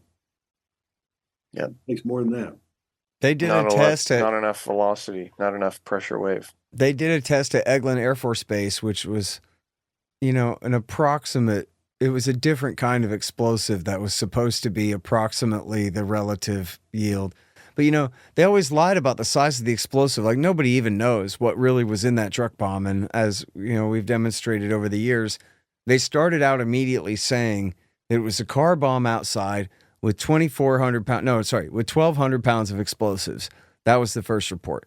And then a couple hours later, they go, well, it was 2,400 pounds, exactly double. It was 2,400 pounds of explosives. We all know that it was 2,400 pounds of explosives. And then I think it was later that day, or maybe it was within a couple of days, they had doubled it again, exactly double again to 4,800 pounds. And they left it at a 4,800 pound bomb for many years until McVey did his interview with the hometown newspaper guys and told them it was 7,000 pounds. And then, so after that, they would start to say it was 7,000 pounds. And I guess later they had attributed the 4,800 to receipts at Terry Nichols' house, something like that. Part of it was attributed. But it seemed to be made up, by the cops at the time, because they kept just exactly doubling the size of the thing. So when they did the test at Eglin, were they trying to mimic a 4,800 pound bomb or a 7,000 pound bomb? And even low velocity explosives, if you have an entire Ryder truck full, could that crumble a concrete pillar? Like, maybe, I don't know. But it's absolutely, I think, still out for debate, still there for the experts to look at. Jesse's story about these folks that he talked to and that represented is compelling to me because these are blasters. They know what they're talking about. But one thing I wanted to mention. Wait, let me ask you something, though, real quick before you do. You're more familiar with my interviews at JD Cash these days than I am, Richard. Did we talk about this on the show, or this is just me and him driving around when I'm delivering flowers talking to JD on the phone? I don't recall. I don't think from your on-air interviews that this was discussed. Okay. So this must have been when you guys were just chatting it up. I had a few real good conversations with him off the air, probably a good at least half dozen. That's amazing, But I had something that came to mind in our discussion of this because it does relate to Patcon, so I wanted to mention it. As we're talking about the bomb and the size of the bomb and, how it came out to be 7,000 pounds when McVey's book comes out, what we know is that the initiating blasting explosive component used in that bomb was a binary explosive called Kinestic or Kinepac. And this is something that Roger Moore had a whole bunch of. And who's Roger Moore, the actor from the 007 movies when I was a kid? Yeah, it's him. No, yeah, it's Roger Moore, McVey's buddy. This guy he supposedly is on this gun show circuit with, and they're having a booth together and selling wares on gun show circuit. Meanwhile, Roger Moore himself didn't even need to do that. He was a self-made millionaire. He manufactured speedboats that he sold to the CIA in the 70s. Sold speedboats to all kinds of people, pontoon boats that are modified to navies. He made a great deal of money in the boat business, but oddly enough, here is on this gun show circuit associating with all these radicals, and who is also an FBI informant in a program they had called Operation Punch Out. But the key that I think ties Patcon into this, is that this Roger Moore, he's got these binary explosives, and he gives them to McVey, and he says, it's in the records. It says, I know you'll put them to good use. So he gives McVey this primary key detonator that was used in the bomb. Meanwhile, this guy is he's identified in some of the Patcon documents. It talks about how Roger Moore is like a paymaster for this group, Civilian Material Assistance, the CMA. He was known to be affiliated with them and affiliated with all these other militia groups. So you have this guy who is like a known FBI informant, part of their Operation Punch-Out program, who's associating with all these Patcon targets in the 90s, who provided the key explosive ingredient in the bomb. Yeah. I mean, it's not something you can take to the bank and prove your case on, but it certainly is compelling to my mind. Well, I sued for their records showing Moore as an FBI informant. Mm-hmm. It's a lawsuit is going on now. They had 37,000 pages. They said response. I said, I want the records to show that he was working for you guys. Yeah. Came back and said we have 37. There's like something like 1,000 pages, right? And to date, we've received how many of those, Jesse? How many responsive documents? They're producing them at the rate of 2 a month. Yeah. And so we have 17 now, I think. Well, those are actually, as far as I recall, those are the ones that are the ARA. Those are documents that say ARA and McVey. On the other suit, specific to Moore, I think we only got like 2 documents out of eight different dumps of about 500 pages apiece. We go through it, and they say, here's your Operation Punch-Out documents, and Roger Moore's name is not in there anywhere on the majority of those pages. So they identified to Jesse, and so we have 37,000 whatever documents on Roger Moore and Operation Punch-Out. Okay, fine. He sues them and says hand these over. And what they do hand over is at a rate of like something like 500 pages a month, which will take forever to get through all 30,000. But the problem is the documents they are providing are not actually responsive. Yeah, I've gone through these. I'm like, where is his? I OCR'd them, searched for more, all of that, not in there. They're hiding it, totally hiding it. Richard's correct. The other part of that suit was I wanted the records showing that McVey was linked with the ARA. Yeah. He came back and said they had 35,000 pages there. Not possibly responsive. They said 35,000 or 36,000 were, quote, responsive documents. They're producing those at the rate of 2 a month. That's right. I've gotten 17 now since that lawsuit was filed. I mean, look, it would be, convenient to assume that it must be even more than that. But let's assume the opposite, that that's a crazily overestimate of their own haul. That can't possibly be right. But for there to be any documents at all about McVey's connection to the ARA is its own earth-shattering thing. Like, we need to see all of that, and it's a huge admission that such a cache exists at all. If 35,000 documents is correct, then that should be the headline of the Wall Street Journal tomorrow morning. Are you kidding me? That's everything. And they're not mistaken on the number. They brought it down to like 36,723 pages. They came right down to the. Yeah. What about they had an exact count? What about Patcon and Elohim City? It seems like they would be the biggest target of something like that, right? You would think so, for sure. Because of their other targets, these various militia groups, communities, white supremacist groups, these sorts of things. And the very fact of the matter is that you have Andy Strassmeyer down there at Texas Reserve Militia. He gets kicked out because he's made. These guys can tell he's a Fed. He gets kicked out and he goes straight to LAM City. One thing also to mention is that when the story on Matthews was being vetted by Newsweek, John Solomon confirmed that Andy Strassmeyer was a Patcon operative. He confirmed that with his sources, right? And so where does Andy go after being made by the guys at TRM TLI? He goes straight to Elohim City. So that tells us Elohim City was a target. In other words, at San Saba, they weren't just both government informants. They were both FBI informants under the same operation. Matthews. That's what we believe, Strassmeyer. yeah. You've got Matthews doing kind of surveillance, and Strassmeyer seems to be more of a provocateur type because of what he did at Elohim City. Same thing. He's down there at TRM TLI at San Saba, and he's being very, very aggressive, and so it seems like you're dealing with different types of informants. And it goes, like you said, it goes back to the old joke, you 4 guys sit down at a table at Elohim City, 3 of them are informants, Right. And yeah, to answer your question, absolutely, Elohim City would have been a target. And they had Andy there. That was his second assignment after Texas Reserve Militia. Okay, but so if a Democrat is listening to this, they might say, you're denying the agency of Timothy McVey. Isn't he the one who killed all those people? It sounds like to them.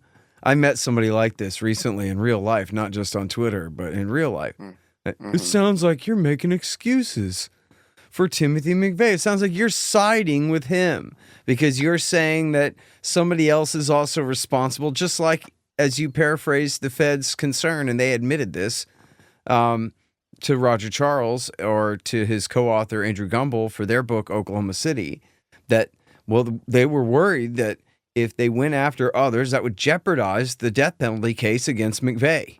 We want to make sure to put all the blame on him so that we can kill him for it, rather than put all the blame on 10 guys that did it and only give them all life. Something like that.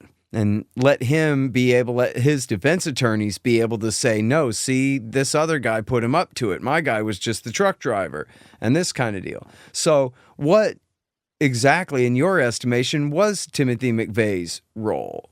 Was he just a sock puppet on Andre Strassmeyer's string, or what? Well, that's an interesting question, and I'll quote former Deputy Assistant Director of the FBI, Danny Colson, who was in charge of the crime scene at Oklahoma City. He was on Jack Murphy's podcast, The Team House, a couple of years ago. He was asked about Andy Strassmeyer. He gave a statement. Prior to his statement, he did give a disclaimer and say, no, I'm not saying I believe this, but there are a lot of people who do believe that, that kind of thing. But then he says, Andy Strassmeyer, some of us think he may have put McVey up to this thing. That's what he said. He straight up said, a lot of people think he put McVey up to it. Now, to answer your question, though, because I get that too from liberal types, I say, if, for example, a home were invaded and the kids murdered and the wife were murdered by 3 people and they caught one of them and put him to death, I'm not going to be like, okay, cool, let the other 2 go. Of course not. 20 kids died at Oklahoma City. I'm not cool with just McVey and Nichols being in jail. I want all of them arrested and identified. Well, Scott, you mentioned the Wall Street Journal moment. Matthews dropped one that no one's written about. He told Roger and I that Patcon was run out of the White House. Interesting. Now, he said also Clinton was receiving briefings, right? Briefings from Don Jarrett. It probably would have been part of his PDB, Presidential Daily Briefing. Yep. Although, and this is starting when, because if Bill Clinton said, hey, after Waco, I want to know everything these feds are doing here. Right. When did it start? That would be fair. Not to cut Bill Clinton any slack. I'm not known for cutting slack for him, but I'm glad you brought up Waco again. One of the Patcon operations that Matthews told us about, and the documents confirm it, the Patcon documents, at the same time Waco was going on, there was another religious compound in Benton, Tennessee, that they were planning on moving against. Matthews had brought in secretly an Army ordnance guy to scout the bunkers where the women and children would be if they raided that compound, to see what it would take to breach the bunkers in terms of explosives. Matthews said they were all set to go against that compound in Tennessee, and then Waco happened, and it went so south on them that they called it off. But they had another one planned, and they brought in the military to help them carry it out. Have we been able to confirm any of that separately, Richard?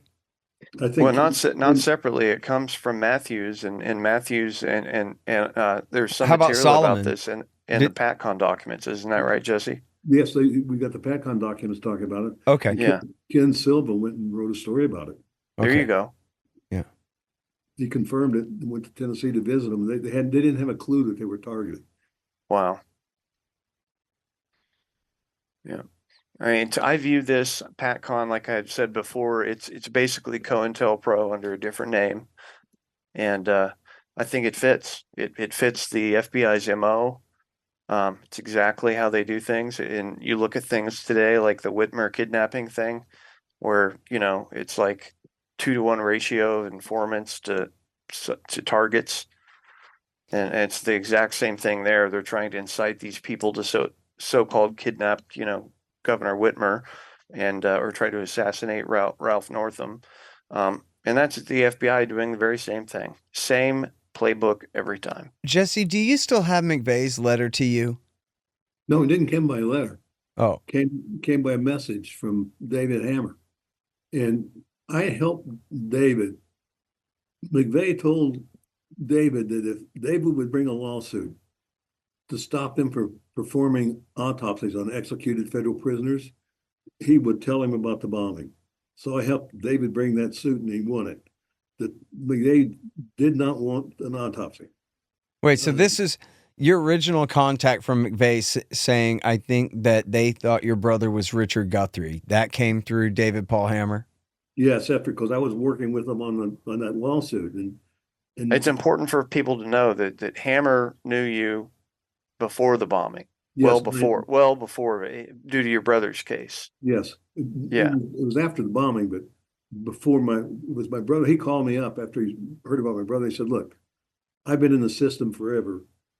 I can help you about what records should be, what logbooks should be, and he was invaluable. There you go. That's what it meaning to say. Tell me, Obviously, could have ask been for before the these bombing. logbooks, ask for these records. Yeah. The one thing I regret now in hindsight, and you have to understand the time frame. David would share, we would talk periodically as he was debriefing McVey and writing this book. And I said to him, and I wish I hadn't, I said, David, a lot of what he tells you is going to be true, but you got to suspect that a lot of it's going to be not true. And he said, I said, so don't take a stand on it. I mean, you put it down, but I said, you got to be cautious about what you put down so you don't seem crazy. And one of the things he said, McVey talked about, was being recruited out of the Army. And I said, at the time, I said, David, you're going to sound like an idiot if you talk about that. And that's not possible. But now I know, based upon this Benton, Tennessee raid, that the Army was involved in these Patcon operations. So was that true? I don't know, but I shouldn't have discouraged David from leaving a lot of stuff out of his book that he did, his first book. On hindsight, he would have called me up and asked me questions about it. I said, So that's kind of a bridge too far, right? yeah, Yeah. not now.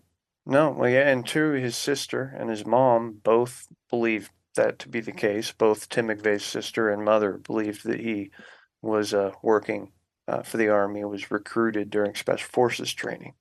And it's in the New York Times. There's a thing from Jennifer McVey, a letter she wrote. Where she I mean, the official story was that he dropped out because his back hurt. His feet, but yeah, Okay. bottom line. Yeah, same deal. Exactly. But, he says that, he and some others had their numbers called out. And they stepped forward, and then they were sequestered off and recruited into a black ops type deal. And I gotta say, I did not find Hammer credible. I read both of his books, and I interviewed him that one time, and I just think the guy's totally full of it. So I don't know. I don't know the details of what he literally helped you with, Jesse. I'm sure he did help you on some things, but Oh, he sure did. And Scott, that's why I thought it important to bring that up, because this is not a guy who sees, okay, the bombing, it's a big story, I'm cashing in or whatever. It's before he knows about any kind of conspiracies relating to the Oklahoma City bombing. He's reaching out to Jesse just to say, hey, They have logbooks, they have this, they have that. He's telling him how the prison system works. And he's doing this because he has read about what was done to Kinney. Okay. And he I believe, thought it was righteous. And I think that shows that this is a guy who, yeah, he's done some awful things. But on the other hand, he also proved himself to be a pretty good person in that respect to come forward to Jesse, and I'm going to help you with this, you know? And then it was how long after that started that he said, oh, McVey told me to tell you that he thought it was Richard Guthrie was the mistaken identity thing here. How long was it?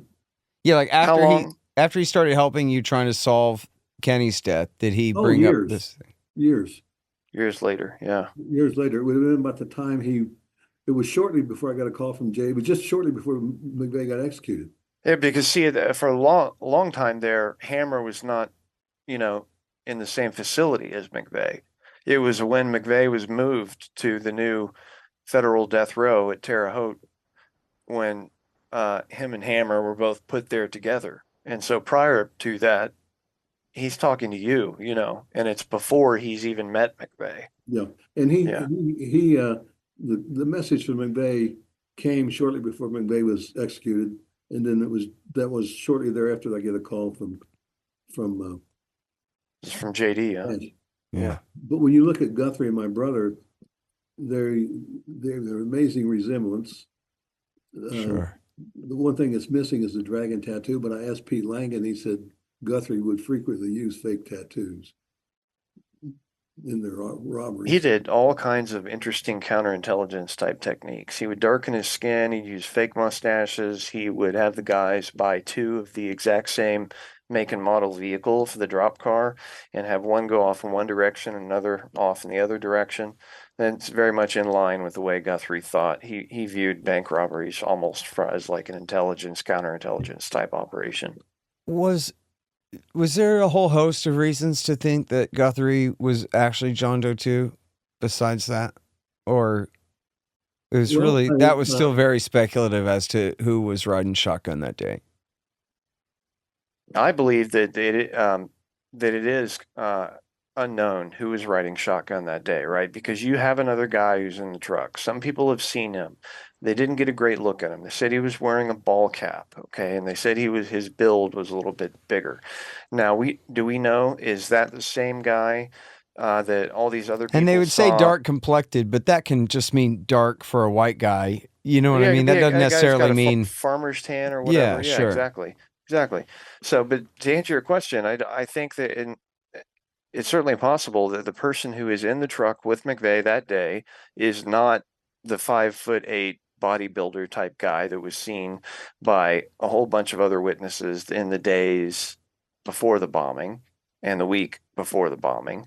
You could have two different people here we're talking about. You could have one guy who's in the truck with McVey, let's say, for example, Guthrie, and then you could have this other figure, John Doe 2, the big, muscular guy, darker complected, and it could be two different people.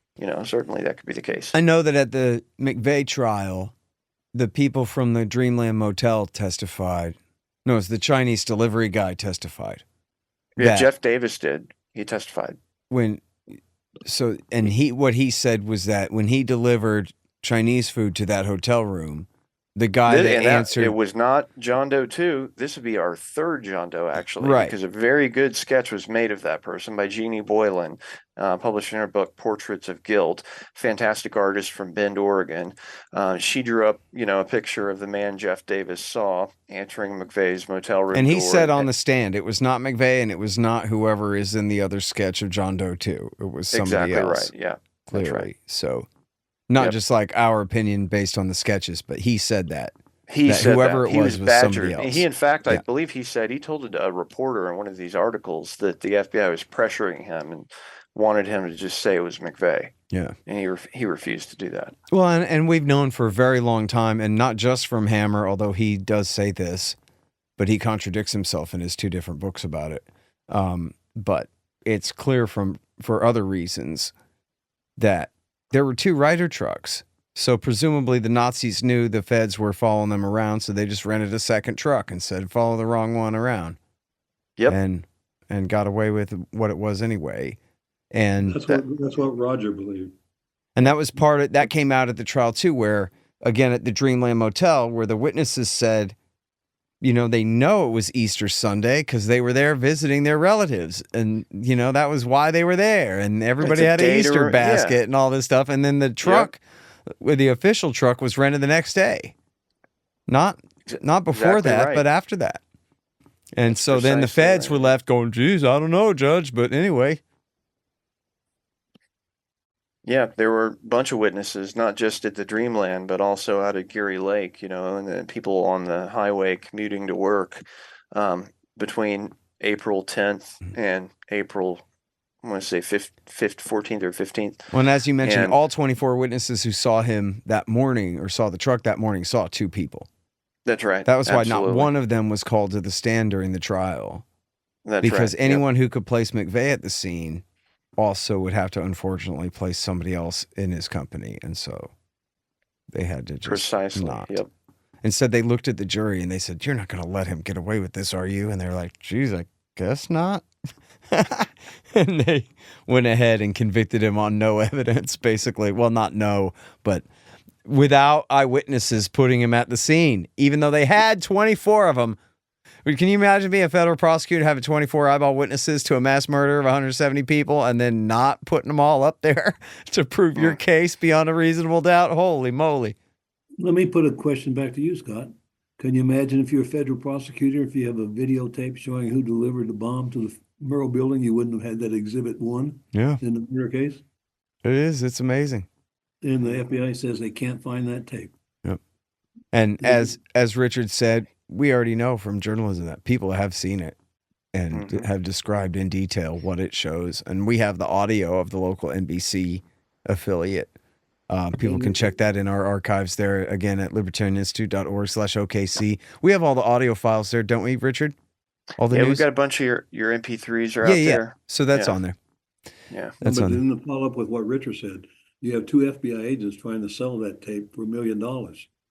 Right, trying to sell it to Dateline. We have the FBI documents right there that say, because FBI, ironically enough, has an informant working at the news network, and so as soon as the FBI agents try to broker this sale, the informant contacts headquarters, talks about it, and ultimately what we know from those documents and from a piece of journalism written about it is that the tape was screened at an Orange County sheriff's home in California.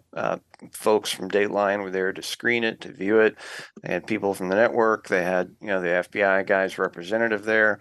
And they said, they saw the bombing. They saw the tape, said it was a compilation tape, showed multiple different angles and cameras. So obviously you've got multiple sources you've put there on one tape.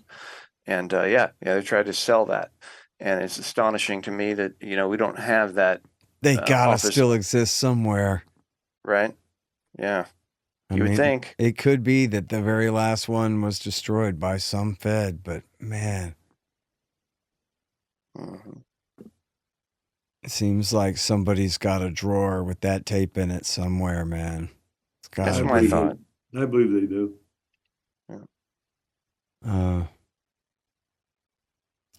It should be said that for especially people who didn't live through this and don't remember it all, but I think it's a huge part of the story, is that Bill Clinton exploited this thing like he had done it himself just to frame Kenny. You know what I mean? Like, it was so out of control what they did. They blamed the entire right wing, including Rush Limbaugh, who I would identify as the center right. So just the mirror image of Hillary Clinton, or, the clone of John McCain or something, right? Rush and everyone to the right of him all did it. And especially the militia. They all did it. But not these specific 10 neo-Nazis who actually did it. Those guys, we're going to let them get away with it, killing 170 people. But the rest of you, like, essentially, to coin a phrase, any white man who owns a gun in this land killed those babies. And that was the way Bill Clinton and the entire TV media spun it. Was, this terrible rhetoric of hate and anti-government spirit and everything. And it was just the entire American reaction to Waco and to previous outrages as well, including all these guys being forced off their farms in the decade previous and all that. But, something like Waco obviously had really galvanized a lot of people, and there were militias springing up all over the country. And it was plausible. A lot of people thought that the FBI did this deliberately. They didn't want a sting operation and catch them.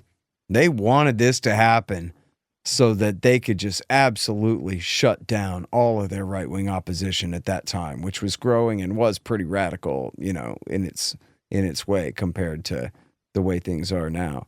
And so I think I don't think that was really what happened here. I think they must have meant to catch them in the act and be great heroes and this kind of crap, but were outwitted by their stooges, I think, is basically the most plausible explanation.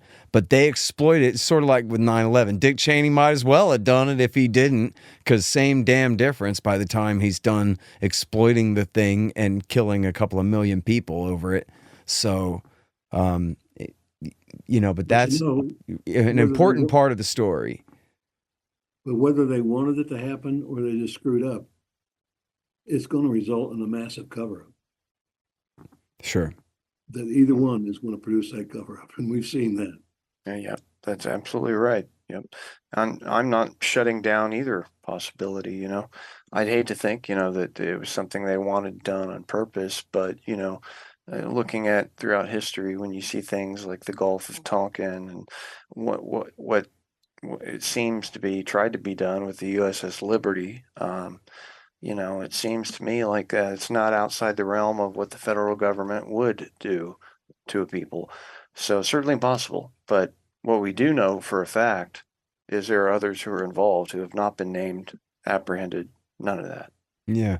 Well, look, I think it's important, as you said, one of the most important things anybody said in this talk is what you said, Richard, about Danny Coulson. It's one of the FBI agents who investigated this case. That's right. And he said in so many words a few different times that, the Nazis did it. That's right. Come on. Yeah. I'm just shocked to hear him say, a lot of people believe that Andy may have put him up to it, and you kind of see that too in that terrible Showtime Waco Aftermath series where they depict and try to tell a story about the bombing, and they have an Andy Strassmeyer character. And in that, that character is seen as kind of, giving McVey a nudge. But it was far more than that. According to Carol Howe, who was down there, he was pushing these people hard. He would, we need to do, every day we need to do something. They're having planning meetings. He's training people. Remind us, Richard, who is Carol Howe? Yeah, Carol Howe was an ATF informant. She was a person who kind of a messed up girl, and she got involved in the neo-Nazi subculture in the 1990s. And she was from Tulsa, and she basically was introduced to the community at Elohim City, and she'd go out there and she'd stay there. She'd stay there, and eventually, what happened is one of these guys was like Dennis Mahon. One of these Nazis was kind of obsessed with her and sexually harassing her, and even she said, that he had raped her.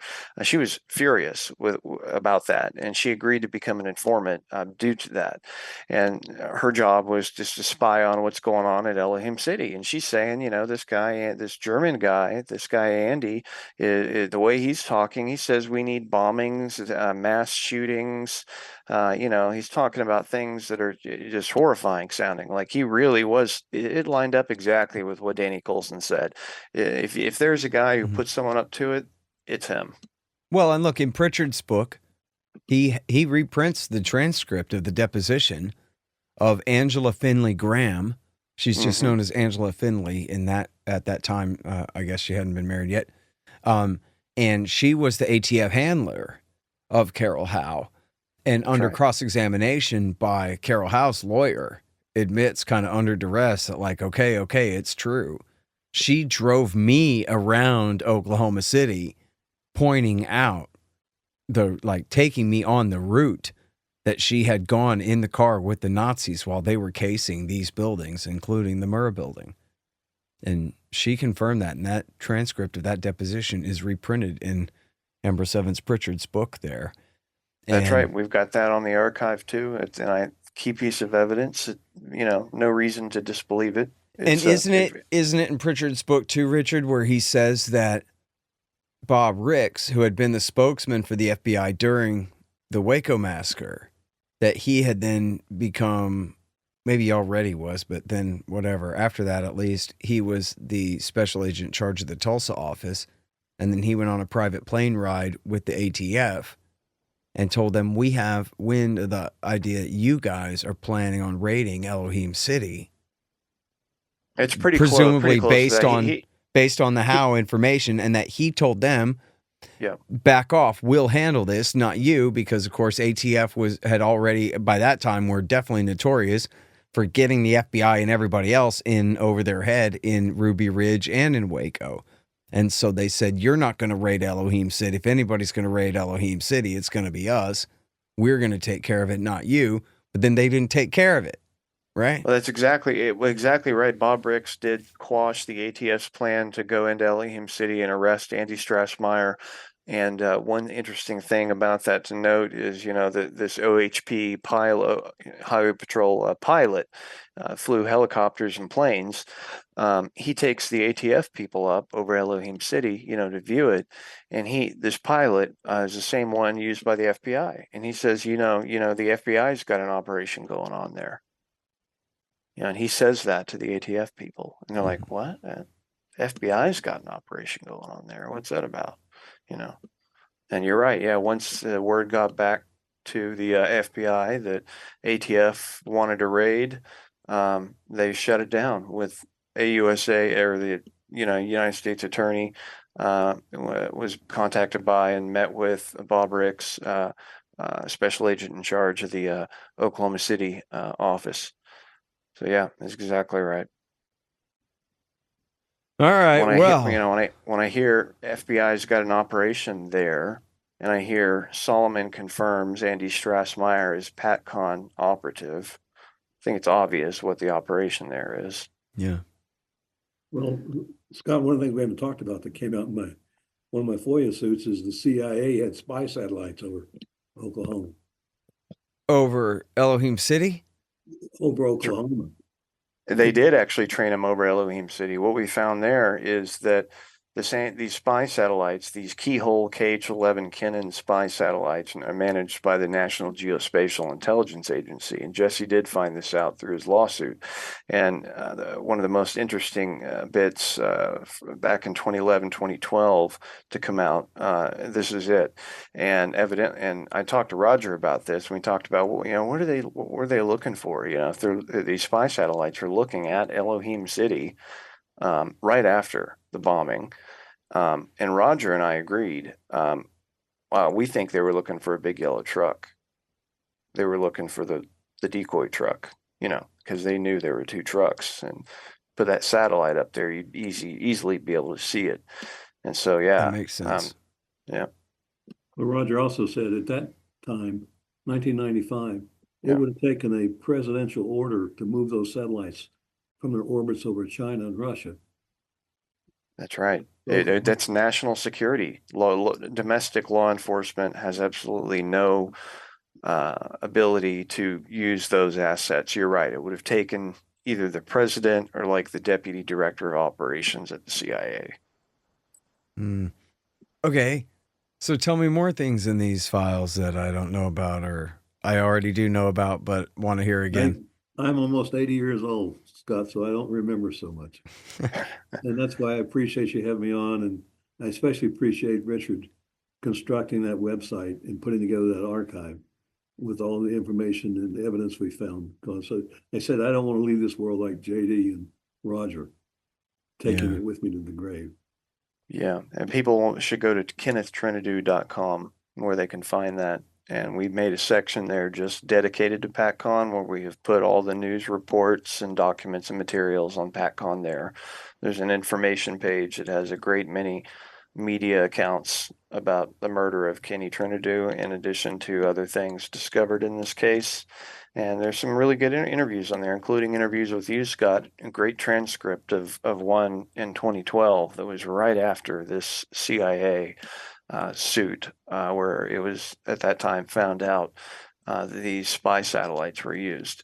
And at that time, one of the big things too is one of those documents that in the CIA case, basically, is that the judge he rules in favor of the CIA. They're not going to disclose these documents, but in his opinion, and in the Vaughan Index, when you read the descriptions of what the documents are, it's made very clear that there is a foreign asset connected to the bombing. And it's quite obvious. And then back in that interview from 2012 that you did, and so do you think right there he's talking about Andy Strassmeyer? And Jesse says, yeah, I believe that's the person he's talking about. I agree with that. So people should go there and check it out. And there's a whole bunch of material there. Yeah, And there's also a link to your archives too. great. Yeah, we'll And- have a link to the archive to the Institute on the information page where all the documents are. Yeah. Well, Jesse, we haven't spoken that much, in recent years here, but you look not a day over what, 45, 47 maybe? I don't believe you that you're 80, so that throws the rest of everything you said into doubt. You couldn't possibly be that old. But I think, you'll probably live to 99. I hope you do.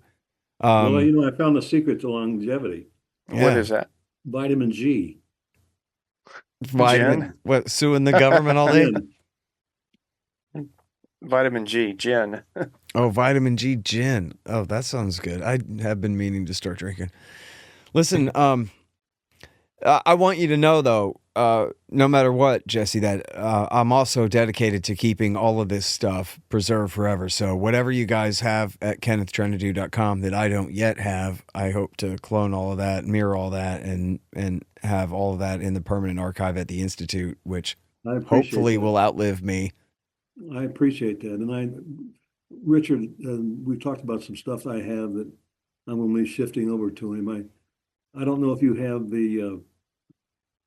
I still have them, the videotapes they did produce of the bombing, where all the cameras went blank. Right. I don't have those, no. I'll get them to you. It's where they produced like 23 videotapes from different buildings. They all go blank at the same time? Yeah, they would go blank at the time the truck is passing the building. Yeah. It goes between 8:59 and 9:04. These cameras, boom, go Just black, yeah. Yeah. And that's to them, they say, oh, it's just a coincidence, just a malfunction. No, they said that they ran out of tape or the tape was being changed, or but they come back on shortly thereafter. Yeah, it's just so obvious. It really is. That's why I tell people go and read the news coverage. And if you go to KennethTrentadue.com, go to information, everything there is in chronological order. So you can read about the case, read about what happened with Kenny and other things. That it kind of expands out as Jesse's investigation continues, and you get into 06 and 07 and 08, things start expanding, and you'll find that there. Other stuff that I think that I wanted to make sure we mentioned regarding Matthews is that, this guy, he says he infiltrated something like 23 different groups, maybe a little more than that, maybe. And I just can't emphasize how important enough it is that when this was on John Solomon's desk, he had to confirm this stuff in order to print it, right? And he confirmed all of it through his sources. Confirmed, McVey, Strassmeyer together, Strassmeyer being a Patcon operative. I mean, to me, that's explosive. That should have been front page news. Instead, Tina Brown cuts it out of the story because someone from the DOJ called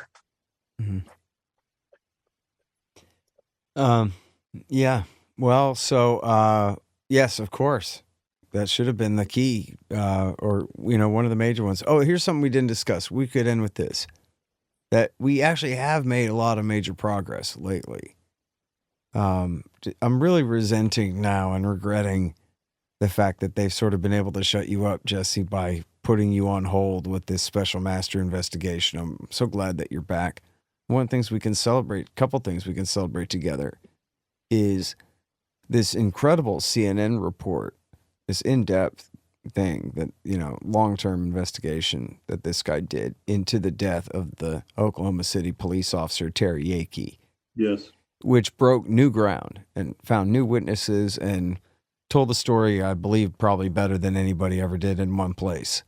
And I've been looking at that surprising. for very many years. And unfortunately, I was unable to get the guy on the show. He decided to just let the piece stand for what it was. But he got his producer to put an okay on it and get that thing on the air. And just that part of it is heroic. Whatever it took to get that thing published was really important. And I think it moved the needle some. I mean, it didn't really change everything, but it certainly opened the is. door, right? Yeah, and it's another major pillar in our case for anyone who's listening that, go look at this right now and then see how you feel about that, kind of a thing. And it's something where, and I know people have their prejudices against CNN as well, they should, but this is sort of a confirmation bias situation where, look, even CNN one time published this thing that was so true about it, they couldn't deny it and they let it through. I mean, that's the real context of the thing. If you read it, it's not like it's pro-Clinton propaganda from the usual suspects. That's not what's going on with that thing, I have a funny story for you, and I won't give any names. Years ago, when the Patcon stuff started to come out, maybe 6 years ago, I was approached by a reporter from the mainstream media. He wanted to know about Patcon, and I gave him my documents. And he came back a little while later, and he said, "This is a story that will win you a Pulitzer or get you killed." Wow. And he walked away from the story. Yeah, no surprise. But, again, though, it is breaking through. And then the one more worth mentioning and celebrating here is the HBO documentary, which I believe is called The Road to Oklahoma City. Is that right, Richard? It's An American Bombing, The Road to April 19th. There you go. Thank you. Yeah. An American bombing. And some parts of it are kind of not so good because they get Bill Clinton on there, and he's trying to tubing, and trying to connect conservatives, like you talked about earlier. I've forgotten about that. I watch those like the Star Wars prequels where I just like watch around the parts that I hate and only remember the good stuff. Because I'm like, oh, they really said something great in there. And then that's the only part I really think. You skip those parts. Like an ex-girlfriend, right? You just remember the good times kind of thing. But see, the good thing though, is it opened the door, right? It did not say John Doe 2 did not exist. In fact, he was part of the story. John Doe 2 is covered honestly. Well, actually, they did a pretty good job on quite a few different sub-subjects here on this story, didn't they? They did. Yep. Well, Richard's being modest. Hopefully a big gain will be in July. Richard was a consultant on Margaret Roberts' book, Blowback. Mm-hmm. It's coming out with Simon & Schuster, and it's the link between my brother's murder and the Oklahoma City bombing and the FBI's involvement in the bombing. That's Excellent. Right. The full story coming out in, I think, June, maybe July now, but I have to look on Amazon. But this summer. Right. And you were an official consultant on that HBO documentary as well. I remember seeing your name in the credits. That's right. Yeah, I was a research consultant for them, and as I understand it, I'm one of the primary reasons that John Doe 2 was kept accurate in that documentary. Mm-hmm. From talking to the producers, I just overwhelmed them with proof. As far as Margaret's book goes, I think it's very good. I think it covers the murder of Kenneth Trentadue really well. Roger's in there. JD is in there. I think you'll like it because you get kind of an inside baseball perspective of the investigation, some kind of inside stuff about JD and about Roger and how they all got on the case, and it's very chronological, start to finish. Can I get a PDF file? There may be one, and if I can get early, because I know that Margaret is very careful with these, but if I can get early copies for folks, you and Ken Silva for sure, you're gonna get copies. Yeah. Well, I'm glad you mentioned his name.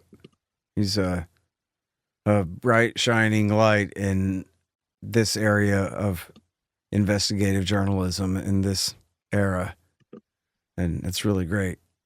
We're really lucky to have him around to develop these kinds of stories. So Nobody else I will touch him. agree. Yeah, he's fantastic. I'm sorry to interrupt, Jesse. What was that? So nobody else will touch him. That's right. Yeah. Well, and he does solid work on it too. He does. Somebody else could get their grubby fingerprints on it and mess things up, but he's not doing that. So, all right, guys. Well, look, we're at about 2 hours. I guess we can let this go. I'm sorry we didn't solve the entire case for everybody, but I think we're onto something. I'm very glad that you're back in public here, and I'm very happy again, as you mentioned, that this new book is coming out. So hopefully that'll help advance it. And we've made such progress. I no longer have my wife start the car in the morning. I'm sorry, you no longer have your wife what? Start the car in the morning. Oh, I'm sorry. I shouldn't have ruined that joke. I should have just pretended to hear you. That's hilarious. Well, I hope you don't tell that one in front of her. No, listen. So this has been great. Welcome back, Jesse, and good to talk to you, Richard. We'll have big news about Richard coming soon, everybody, but you'll have to wait a little bit longer. But stay tuned to this channel for that. And as I told you, Scott, years ago, once the sealed case is over and I can talk about everything in it, you're the guy I'm coming to. All right. Well, I sure appreciate that. And of course, I have an open spot for you here and an open microphone and an interested audience who wants to know. So I guess we'll leave it at that. Thank you both very much. Thank you. Thank you. All right, everybody. That's Jesse Trentadue and Richard Booth. Thanks for listening to The Scott Horton Show, which can be heard on APS Radio News at scotthorton.org, scotthortonshow.com, and the Libertarian Institute at libertarianinstitute.org.